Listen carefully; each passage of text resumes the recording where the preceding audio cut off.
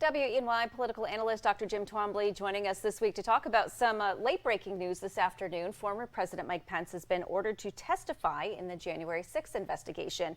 So, Jim, earlier today, the new Chief Judge of the U.S. District Court in Washington, D.C., James Boasberg, agreed with Special Counsel Jack Smith, and he ordered Vice President Mike Pence to testify before the grand jury regarding the investigation into the events that led up to the attacks on the U.S. Capitol on January 6, 2021. Now, Pence, for some time now, he's been claiming immunity under the so-called speech or debate clause of the Constitution. And former President Trump has been trying to prevent Pence's testimony under the umbrella of executive privilege.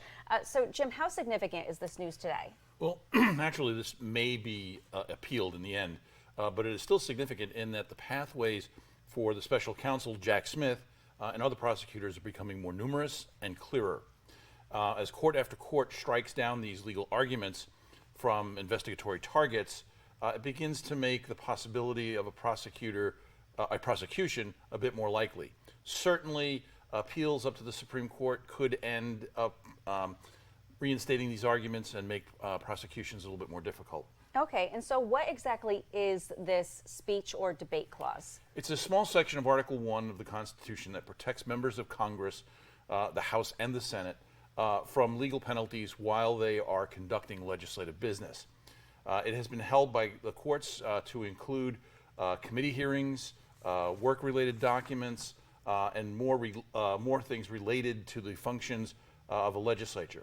While Boasberg has ordered Pence to testify, he has restricted what he can be asked and subjects related to Pence's duties in presiding over either the joint session of Congress or just the Senate on January 6th are off limits. Okay, so then what's the big deal then that sounds like a restriction on Smith's investigation? It is, but only with respect to the narrow duties Pence was performing that day.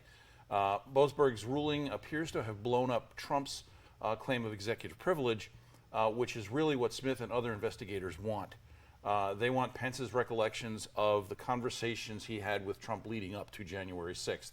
The ruling also appears to uphold the notion that the implied constitutional grant of executive privilege resides only with a sitting president and not a former president. Okay, and so now what do you expect might happen next? Well, it may be that Pence goes along with it and doesn't appeal, since his argument was based solely on the speech or debate clause.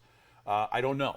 I don't know if there's any way that Trump could make an appeal here, since the original subpoena was not aimed at him, but a lawyer practicing in federal court would know better than I would on that specific point of law. Okay, well, we will continue to follow this, Jim. Thank you very much. We will.